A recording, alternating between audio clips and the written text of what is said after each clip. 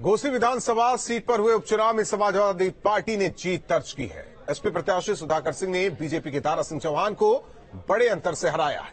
उपचुनाव में हार कहीं न कहीं बीजेपी और एनडीए गठबंधन के लिए झटका है। वहीं लोकसभा चुनाव को देखते हुए इंडिया गठबंधन के लिए ये बड़ी सफलता कही जा सकती है।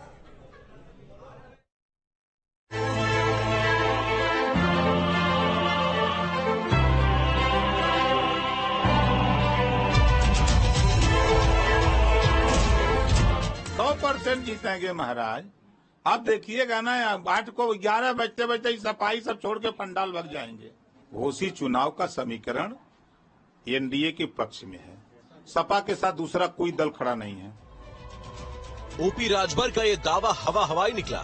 केवल ओपी राजभर ही नहीं बल्कि बीजेपी के बड़े नेता भी चुनाव प्रचार के दौरान घोसी सीट पर बम्पर जीत का जो दावा कर रहे थे, उस दावे की भी हवा निकल गई,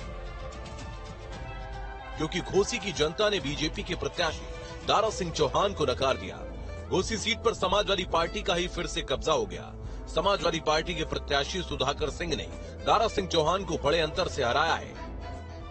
जो भी ये परिणाम आया, हम लोग एक राजनीतिक दल के नाते आपस में बातचीत करके इस परिणाम की समीक्षा करेंगे और समीक्षा के बाद आगामी योजना, अपने कार्य योजना बनाकर पूरी मजबूती के साथ जनता की सेवा के लिए जो भारतीय जनता पार्टी का संकल्प है, हमारे नेता नरेंद्र मोदी जी का संकल्प है।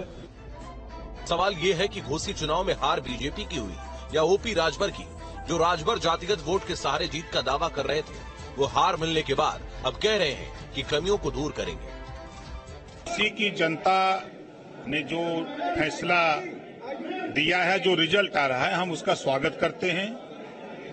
और एक बात जरूर कहूंगा कि ईवीएम विपक्ष जब हारता है तो ईवीएम का दोष देता है। अब तो ये प्रमाण हो गया कि ईवीएम सही है। जो कमी रह गई है उसको हम लोग अध्ययन करके उस कमी को दूर करने का प्रयास करके आगे 24 की लड़ाई मजबूती से लड़ेंगे। घोसी सीट पर मिली हार के बाद बीजेपी मौन है, वहीं समाजवादी पार्टी जश्न में डूबी है। बम्पर जीत से गदगद अखिलेश ने सुधाकर सिंह को जीत की बधाई भी दी है। साथ ही इंडिया और पीडीए की रणनीति से जीत का फॉर्मूला सफल साबित हुआ। वहीं एसपी महासचिव राम गोपाल यादव ने सुधाकर सिंह को जीत की बधाई दी है और साथ ही बता दिया कि 24 के चुनाव में भी नतीजे कुछ ऐसे ही होंगे।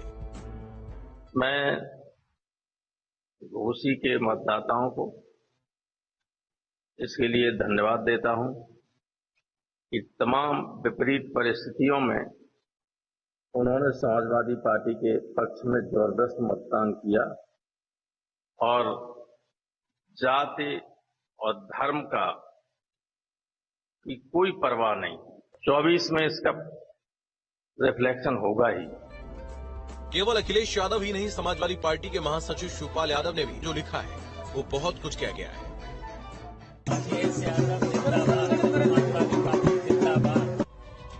घोसी उपचुनाव को 24 का सेमीफाइनल माना जा रहा था और साथ ही इंडिया गठबंधन बनने के बाद यूपी में मिली ये पहली जीत है। ऐसे में समाजवादी पार्टी के लिए ये जीत काफी अहम हो जाती है। इस जीत के बाद समाजवादी पार्टी सरकार पर हमलावर है। जिस तरीके से भारतीय जनता पार्टी की जन विरोधी नीतियों के खिलाफ, अराजकता के खिलाफ पिछले दलित, अल्पसंख्यक, किसान, मजदूर ने मिलके इस लड़ाई को लड़ने का काम किया है, आने वाले समय में 2024 के लोकसभा चुनाव में समाजवादी पार्टी आदरणीय अखिलेश यादव जी के नेतृत्व में भारतीय जनता पार्टी को हराने का काम करेगी। घोसी सीट पर मिली हार के बाद एनडीए के सहयोगी निषाद पार्टी के अध्यक्ष संजय निषाद ने बड़ा बयान दिया। उन्होंने इस हार के लिए भीतरघात को जिम्मेदार बता दिया। 3 गांव में मैं हारा हूं और 3 गांव में वो भी आज के दिन में हमारे नेता हैं, बीजेपी में हैं, और जाके इस समुदाय जब हमसे जुड़ा हुआ है और उस गांव में जाकर हमारे विरोध में बोलेंगे तो निश्चित रूप से वोट जो है उनका होगा।